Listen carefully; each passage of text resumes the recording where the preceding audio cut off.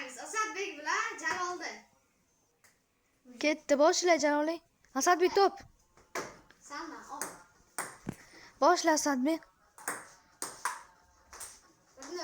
Asadbek yutyapti. Sen buni yutyapsanmi? Jaloliy tenglashtirdi.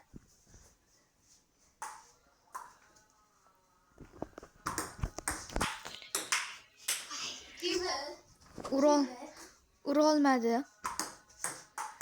Voa! Asadbek. Setga ketdi. 3-2 Jaloliy oldinga chiqib oldi. Asadbek sen ham necha harakat qilib ko'rasan? 4-2. Asadbek nima bo'lyapti? 5-2. Voy, 5-3. 5-3. Hozir biz yutqizganni 5 ta chertamiz. Xo'pmi? Shartni bilib qo'yinglar. Aytib qo'ydim. 5 ta. Qattiq-qattiqdan. Davay. Voy, tushigacha qoldi. Voy, 5-5. 5-5. Asadbek tenglashtirdi hisobni. 6-5. Jaloliy foydasiga. Asadbek yaxshi ketyapsan. Yana yetib ol. 7-5. 7-5. Jaloliy yutyapti. Asadbek bunaqada sen shart bajarasan.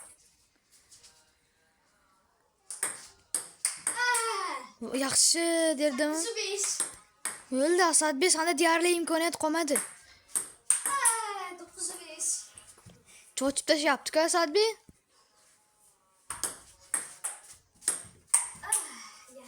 9-6 Asadbek. Jicha kichkina bo'lsa ham comeback boshlandi. 9-7. 16 sana. Va bitta Jaloliy birdi. Bir dona.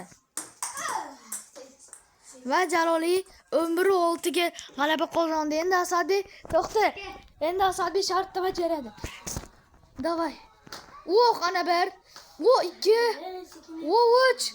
Kayf. Voy, rosa qattiq deydi. Asadbek. Asadbekning jahli chiqib